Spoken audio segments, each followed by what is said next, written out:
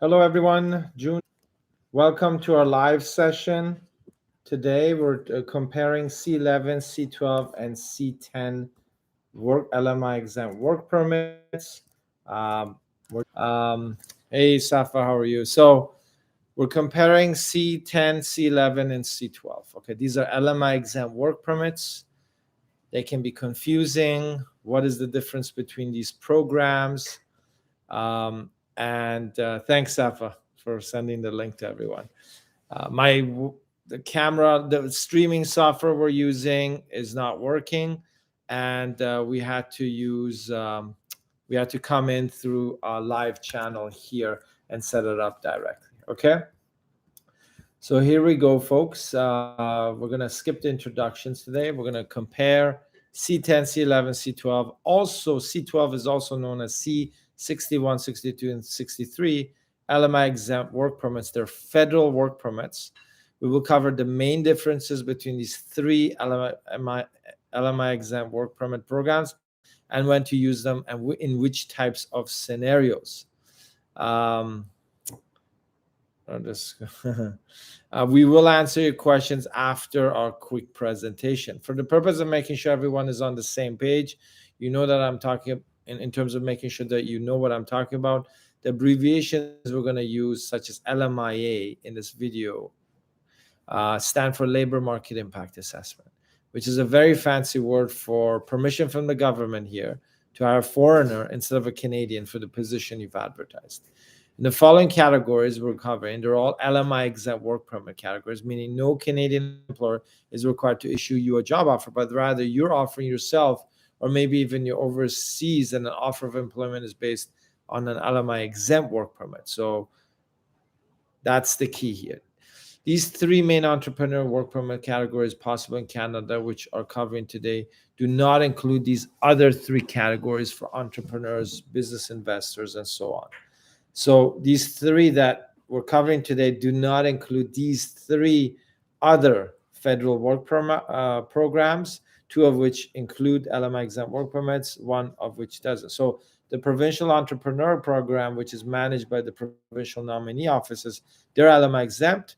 Their work permit to PR stream, we won't be covering those. Startup Visa, which is another direct PR federal program, has an optional work permit, which is also LMI exempt, A77.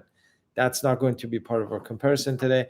And the Federal Self-Employed Program, which is a direct PR program for occupations in art, culture, and sports, it has no work permit option. And that's not going to be the discussion today. Okay? Unless you're an applicant from a country which has bilateral agreement with Canada, where reciprocal opportunity exists between residents of both countries, then the basis for these three main categories of LMI exempt entrepreneurial work permits were all based on the potential of the employment activities of the foreign national to create or maintain significant social, cultural, or economic benefits or opportunities for Canadian citizens or people registered under the Indian Act or permanent residents of Canada. As many of you know, that as per the immigration regulations 205A, which requires the applicant to create this benefit or maintain this benefit for Canada. And the true intention should be so in order to get an approval here. Here's a high-level overview of the main differences of these three types of entrepreneurial work permits, which include example scenarios for each one. This will allow you to truly understand the differences and which one would apply to yourself or maybe even your client if you're an immigration practitioner. And again, folks, we're going to circle back to your questions right after. C11. So don't make the mistake of using this category for the LMI exempt work permit to start or run an ongoing continuous business in Canada. RCC has specifically outlined that this category of work permit is only possible for applicants who only seek for entry for temporary, usually seasonal purpose to run their existing businesses, usually self-employed people. This category work permit is focused on the self-employed person, which according to RCC means a person who works for themselves as the owner of a business and rarely hires people outside of their family members. While many individuals are owners of a business, they typically carry out all the responsibilities of an employee by themselves. The C11 as mentioned earlier, is based on the immigration regulations R205, which requires a foreign national to create or maintain significant benefit or opportunities. The monetary value of the investment is not defined and is not the only factor that is considered. Based on the industry, the type of business, the type of benefit, the region or city where in Canada you're going to be going to, whether it's social, cultural, or economic, um, and monetary investments can all be considered. And it depends case by case. Therefore, C11 is designed for seasonal and short term businesses or activities such as the following scenarios: running a food truck or some kind of seasonal stand or shop at an event, a festival, or a place for that season or event. Running a type of short term accommodation for specific seasons or events.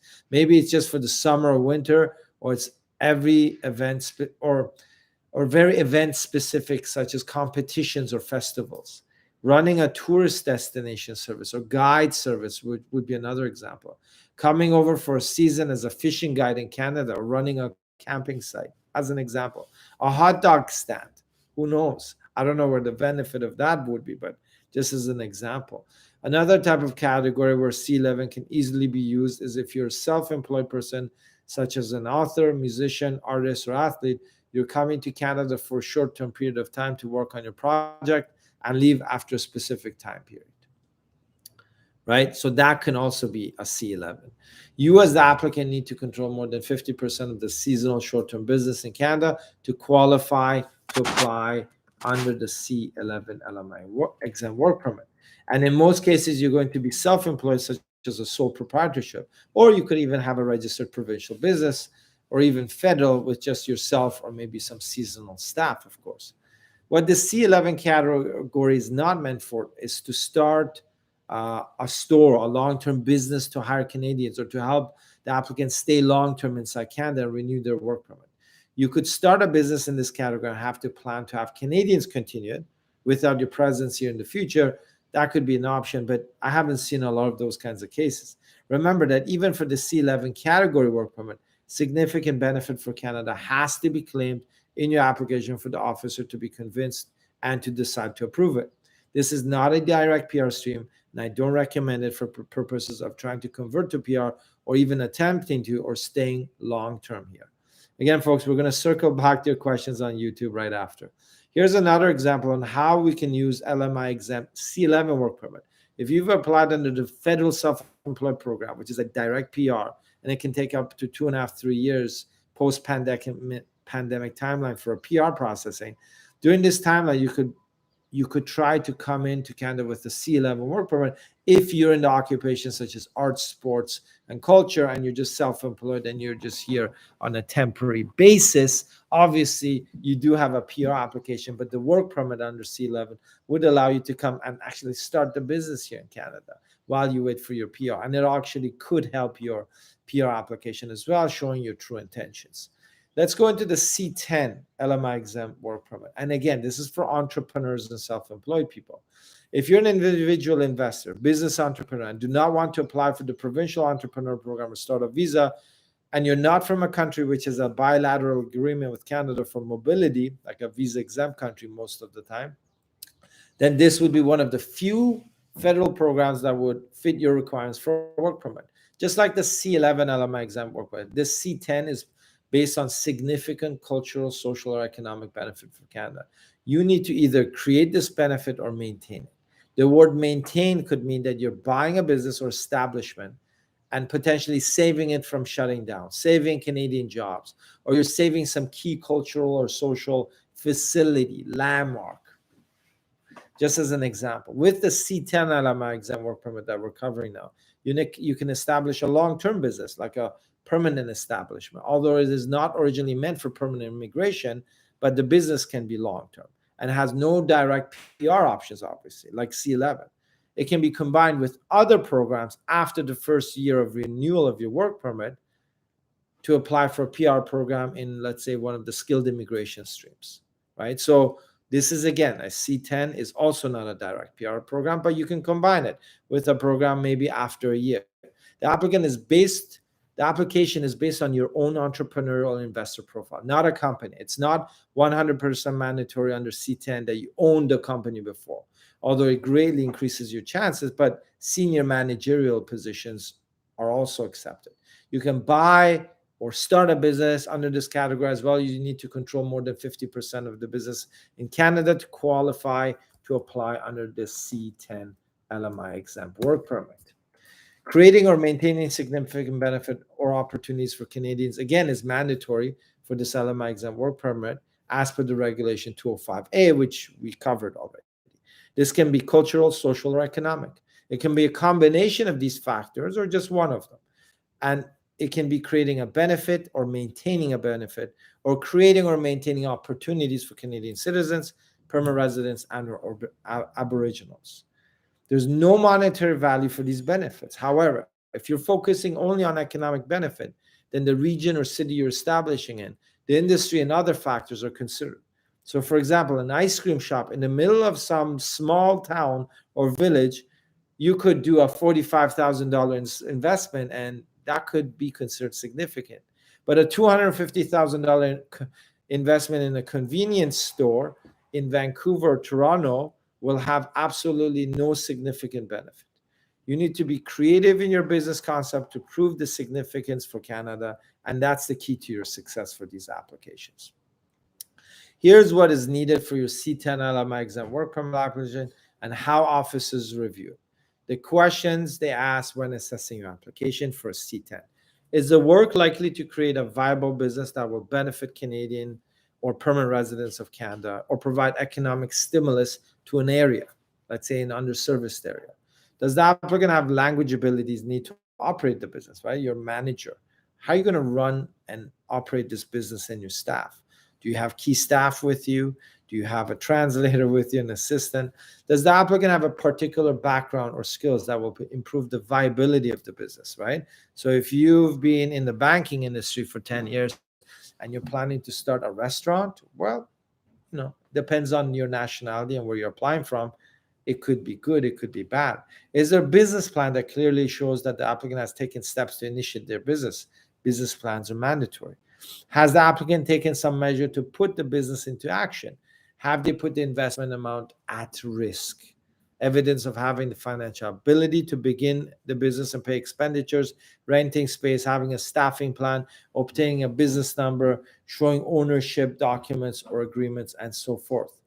Under this category, I don't recommend to come up with a plain vanilla business concept in the middle of the major cities in Canada, like Vancouver, Montreal, Calgary, or Edmonton, or even Ottawa. I've always given this example to my clients of what not to do or how to do it. And it's funny because the same examples has been posted on the RCC website as of November last year. I like to think that RCC was spying on us, but the fact is many grocery and convenience store LMI exempt work permits were refused last year in 2022 that had even invested $200,000 or more, hired and even started the business operations in major metropolitan regions of Canada before they applied and were refused. Hence the examples I use, and RCC has used the same examples on their website to talk about investment amounts and what a significant benefit actually means. Opening a small grocery or convenience store in the middle of Toronto or Vancouver that has no cultural or social appeal or benefit, and even hiring 3 to 5 staff is not going to be considered a significant benefit of any kind for this program, even if you invest $200,000 to $300,000. However, if you set up a grocery store in the middle of some small town, rural parts of Canada, and even hire one person, or sometimes not even hire anyone the first year, but have an operational business, this could be a significant benefit for an underserviced area of the country and can be approved potentially by a visa officer. As I said before, you need to be creative in terms of pitching your business plan and intentions to the officer who's reviewing your file under these entrepreneurial business LMI exempt work permits. Here are 2 examples to help you be creative and how to pitch the significant benefits. So number 1, let's say you're planning to do a bubble tea store in the middle of Vancouver with a $250,000 investment and a plan to hire 3 people in the first year would most likely be refused if you're not from a visa exempt country with bilateral agreements in place. However, If you pitch the same bubble tea idea, but perhaps include a hospitality workshop or class in the back or above the store for existing Canadian students or colleges where they are taught entrepreneurial and hospitality skills with supply chain and how to manage or start a hospitality business, this can have a much more positive effect on your approval for this LMI exempt work permit. Example number 2, a digital marketing agency set up in Toronto or Montreal. Most of the work is online. You'd invest $200,000 for this digital marketing agency, hired two to three staff in the first year. The chances of approval, if you're not from a visa exempt country, are low for this case. How would you change this to make sure it would really emphasize significant benefit? You could have a tie-up with a local college to have an ongoing pipeline of interns working here and allocate $50,000 for the first 2 years as a grant to locally owned businesses to fund their digitization projects through the support of paid interns and graduates from a local college with which you've signed an MOU. So the keys here are grants, internships, graduates, which can combine education, work, and support for local businesses. If you put this business in one neighborhood outside of a major city, maybe even 30 minutes drive, then your chances of approval are 10 times more. Remember, nobody in these federal programs is going to restrict you from living 1 to 2 hours from the official location of your business, unlike the provincial programs, which are very restrictive. When officers are reviewing the significant benefits of the proposed business, it is not necessarily the type of business, sole proprietorship, franchise, or corporation. That makes a significant benefit, right? It's all about where is it? What is the industry? What is the social, cultural, and economic benefit? What is the long-term plan? What has been put at risk? What have you done to show that your intentions are genuine? And it's not just a business plan. On paper, you should have already put everything into place. This is important. Last, but definitely not least, we're going to cover the intra-company transfer. This is probably the most popular program out there for the LMI exempt work permits for entrepreneurs and key staff and executives and investors who want to potentially come to Canada. This LMI exempt work permit is for qualifying businesses inside or outside Canada who want to transfer key staff to their entity in Canada. And if you don't already have an entity inside Canada, then this category would be interesting for you because it would allow you to come over and set up your branch of your overseas business here as a key executive or staff member. This LMI exemption code was previously known as C12, unless you're from a country which has a bilateral agreement in place with Canada and visa exempt, in which the country-specific codes will be used for the intercompany transfer.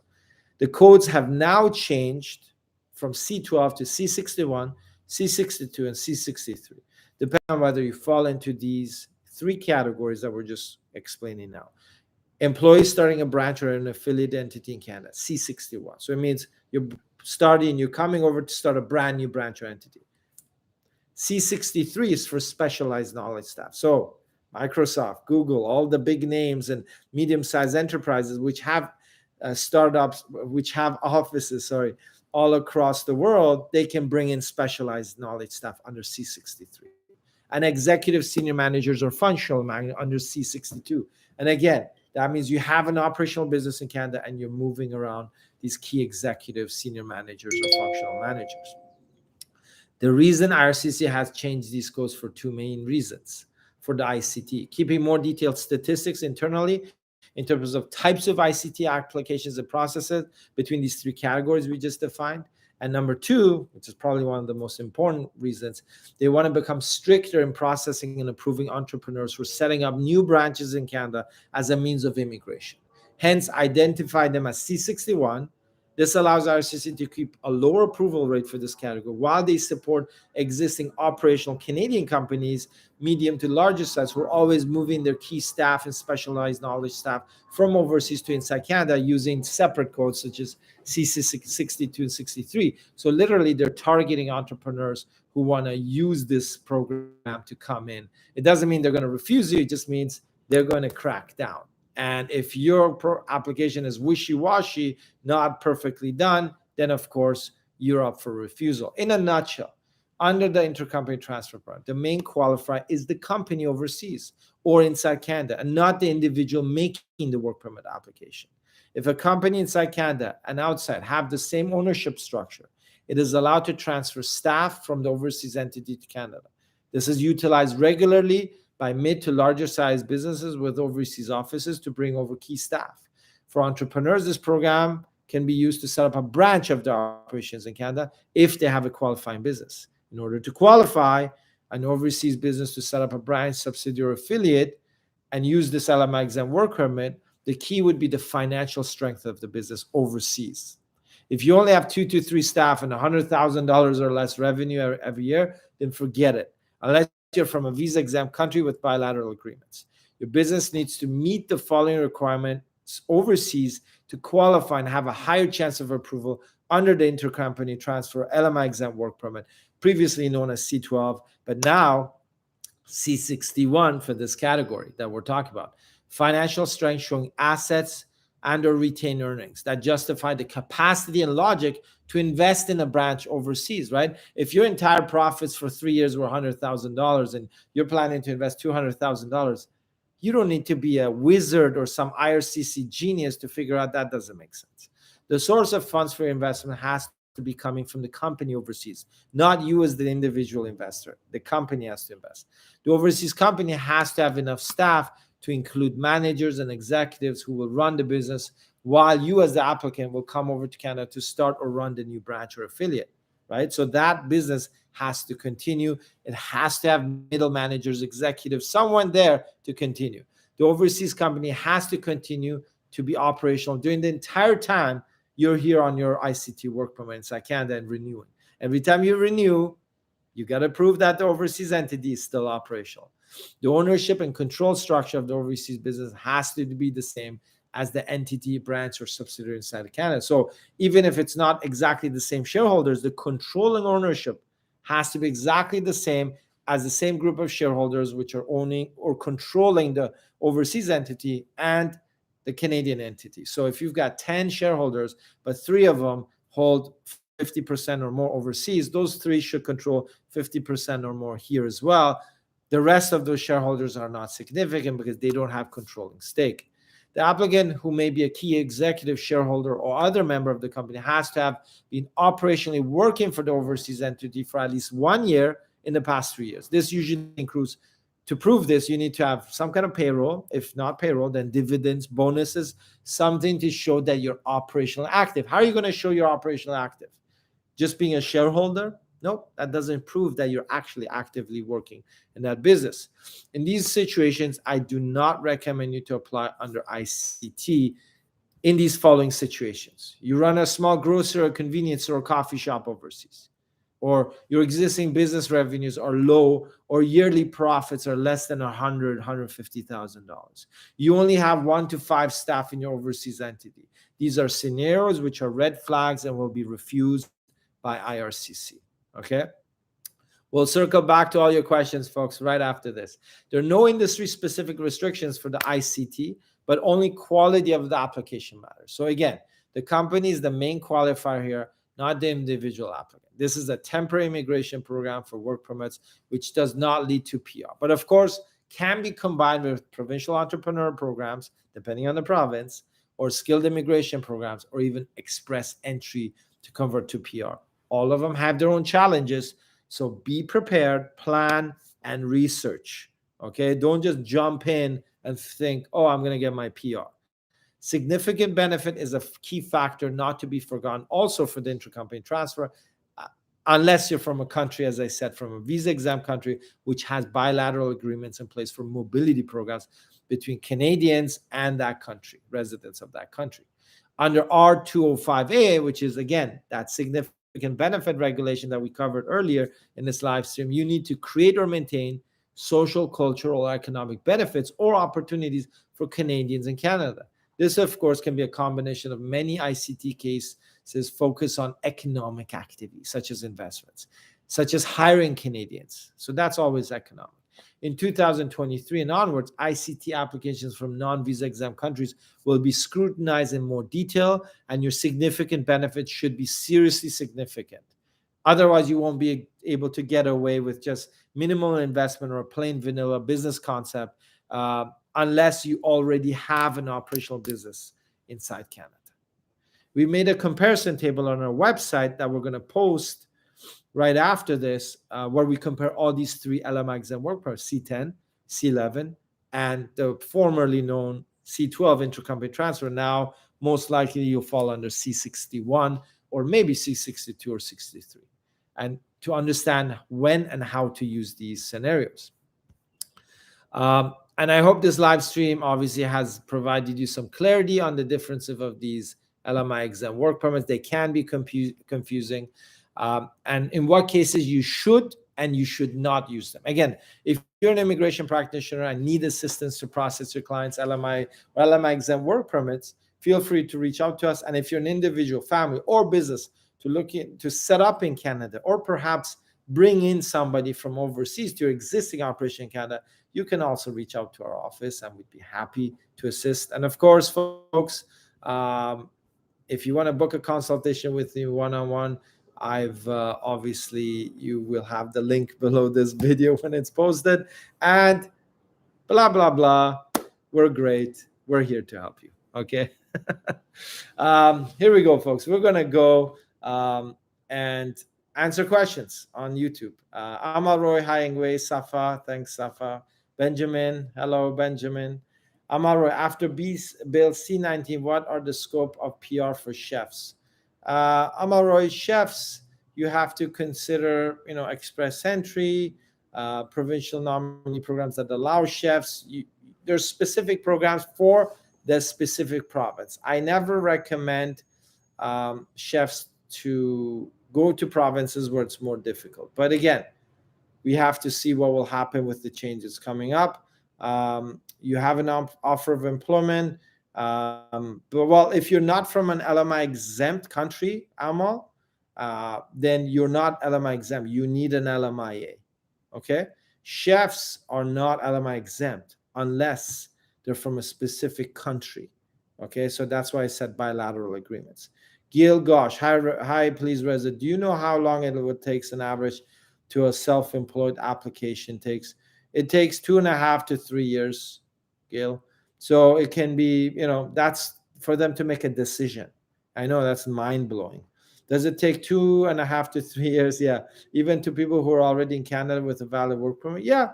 I mean, they are prioritized in a way where, not prioritized, their chances are higher if you're actually running that business or doing what you claimed you are going to do as a federal self-employed applicant already inside Canada. So your chances are higher. Doesn't mean you'll actually be processed significantly higher, right?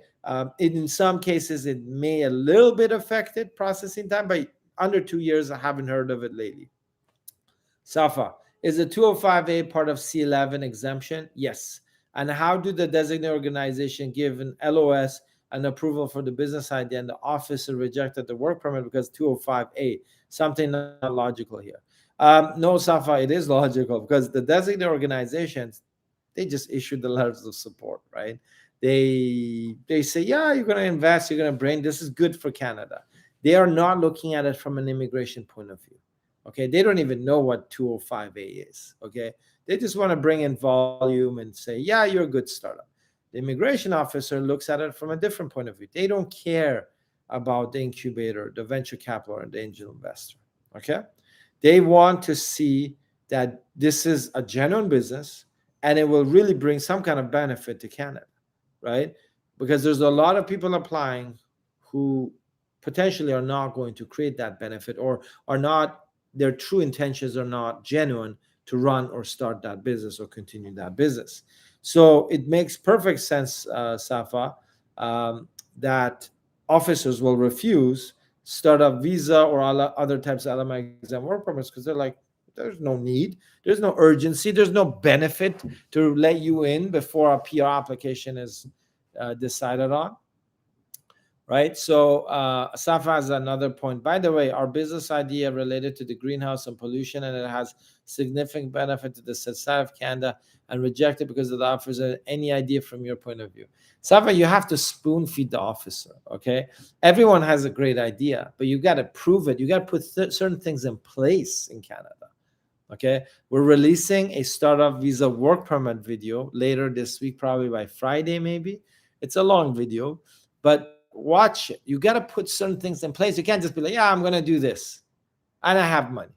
That's what everyone does. You got to be careful. Pardeep Rathi, the consultant says that the success ratio of startup visa is 85%. That's a good consultant. I should sign up with them. But nobody's making videos in very deep detail on startup visa. Please make a detailed video on this topic. Pardeep, thank you. So quick point, we've made many videos on startup visa.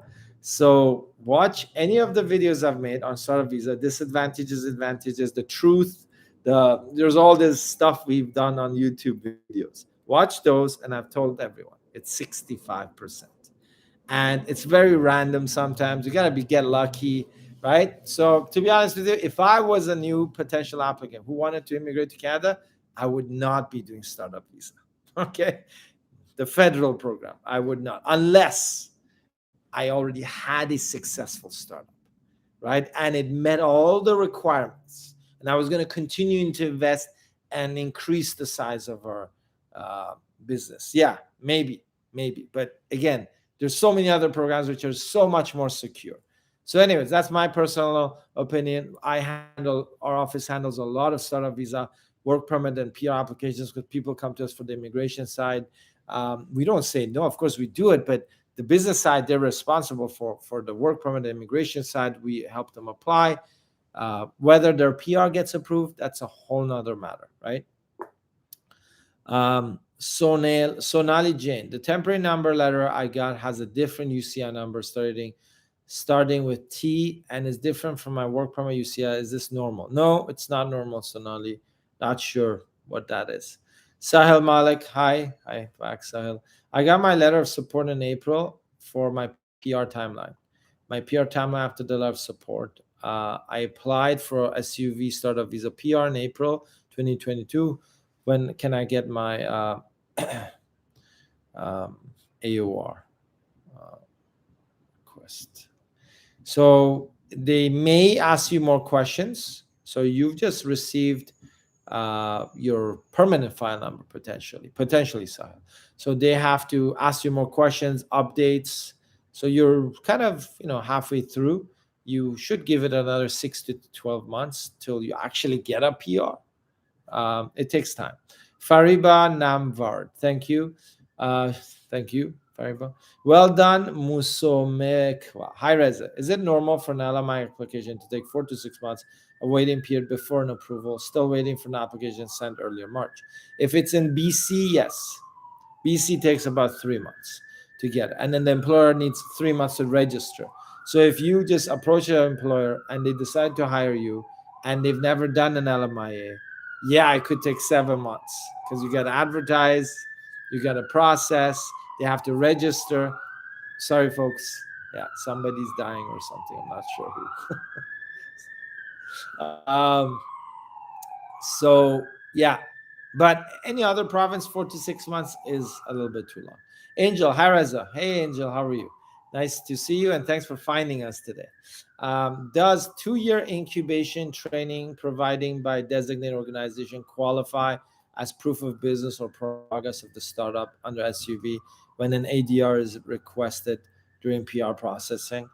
Does 2-year incubation training provided by designated qualify as proof of business progress? No, they don't like anything that the incubator does or the designated organization. So it's all fluff. It's useless. Okay, it's helpful 1%. So 1 out of 100, it's helpful. 99, you got to come up with yourself. Safa, is there any extended LOS after expiration of the old LOS or any alternative? Yeah, your designated organization can reissue a new LOS, a refreshed LOS to every member. So not just for one member. If they do it for one, they have to do it for everyone and resend it to IRCC with a new commitment certificate. So yes, it's been done before. It is being done. Safa. Well done, Musamaraka. It's in Northwest Territories. Oh, interesting.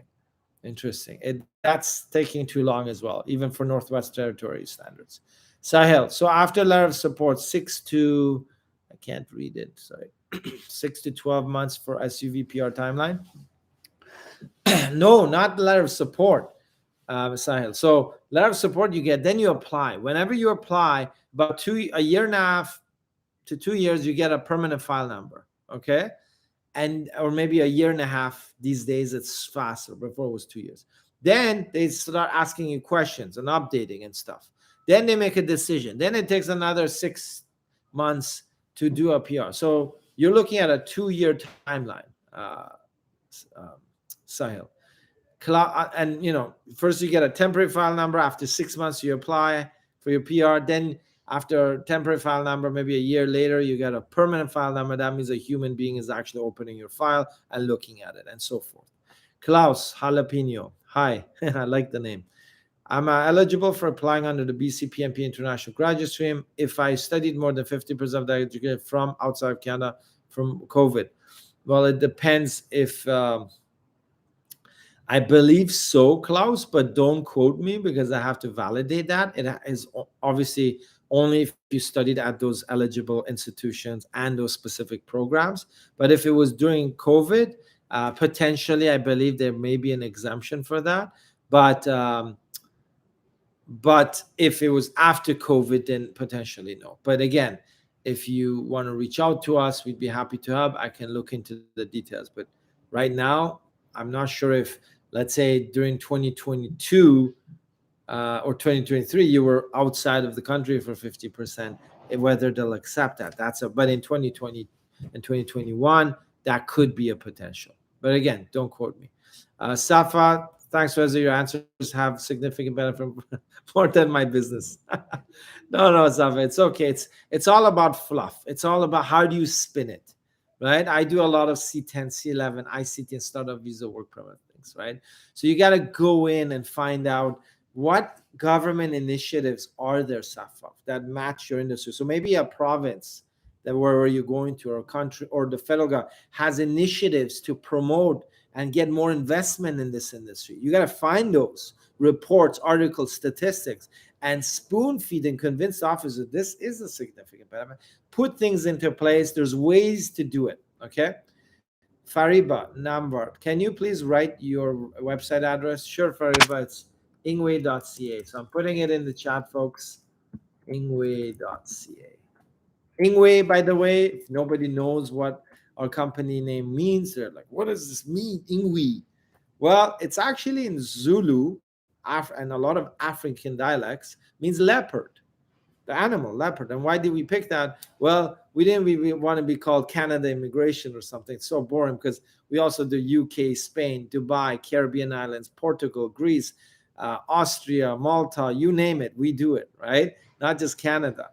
So that's why. And then leopards, they look different on the outside. And when you come as an immigrant, sometimes you feel like you look different, right?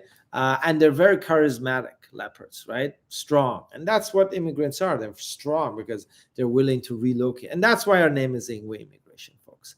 And in Nigerian language, if you take away the N and you say Igwe, that means king. So technically in Nigeria, we could be called King Immigration. But again, this is all a play on words. Fariba, can you please? Yeah, Klaus, my study was in 2020. Yeah, potentially, Klaus. But again, I don't recollect immediately. I'd have to read the fine print. I'm sure you've read the fine print yourself, and you probably know more than I do. But I have to check if they have that exemption. I believe they did, but you'd have to validate. And I would say communicate with the BCPMP. If you like our help, of course, but I think you're pretty, like, if you study in one of those programs, you know what you're doing. So you probably don't need legal representation. Angel, how can you make sure that the temporary numbers you got is legal and not fake? Oh, geez. That's a hardcore loaded question, Angel. How can you make sure? So literally you don't trust your agent. That's your legal representative, which is not good. Like when you work with somebody and you don't trust them, why are you working with them? Yeah, sure. It's kind of like a bad marriage, you don't know what you're getting yourself into initially. But that's a tough one.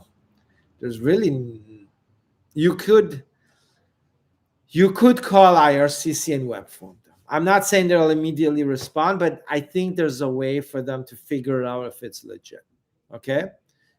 So I would call, okay, and I would web form, but don't expect an immediate response. It's not something that happens a lot for people to validate a temporary file number. But if you have group members, check with them too. Is it like when they got their file numbers, temporary file numbers? Is it the same format? Farima Navar, thanks for sharing. No problem. Pradeep, do you deal in SOWP? Yeah, SOWPs are there. It's pretty standard stuff if you meet the eligibility. SOWP, folks, is spousal open work permit for eligible spouses and common law partners, either inside or outside of Canada, for temporary foreign workers or international students, or somebody else potentially in the under a vulnerable open work permit holders as well. There's a few categories. Klaus, do you think there will be any hospitality and costs that will be added next year in the Bill C19 categories? Tough to say, Klaus. It's tough to say. Hospitality, a lot of people are waiting for that. I think it's not under priority right now. I think international students are their next priority that they're prioritizing the next 6 months. I think hospitality will be looked at maybe next year or two down the line. Sahil, so 24 months after you submit your PR application. Yeah. So to get your actual final PR could take 2.5 years. To get a temporary file number, 6 months, permanent file number, a year and a half, maybe sooner, maybe later. A year and a half is a good timeline, plus minus 3 months. And then it takes about 6 to 12 months after to process. So keep that in mind. It's tough though, because there's no exact science. It's just a rough estimate based on previous applications. Ejiro Igby, what is the minimum amount you need to invest around for country to have a realistic chance? 250,000 start. Unless you go rural, you can be doing things with 150, 100,000. Pradeep, may I know your fee for SOWP? Pradeep, you got to contact the office. I don't do quotes or direct consultations on live stream. It's not, I mean, there's a lot of people handling it, but just check the price. I don't even know our prices. I just do stuff. I don't even know the prices. So please contact the office if you want to quote. And again, folks, we're not the cheapest, but we're not also the most expensive. Ravneet Kya, hi Reza, just joined the event last week. You said you will cover startup visa work permit. Are you discussing the same today?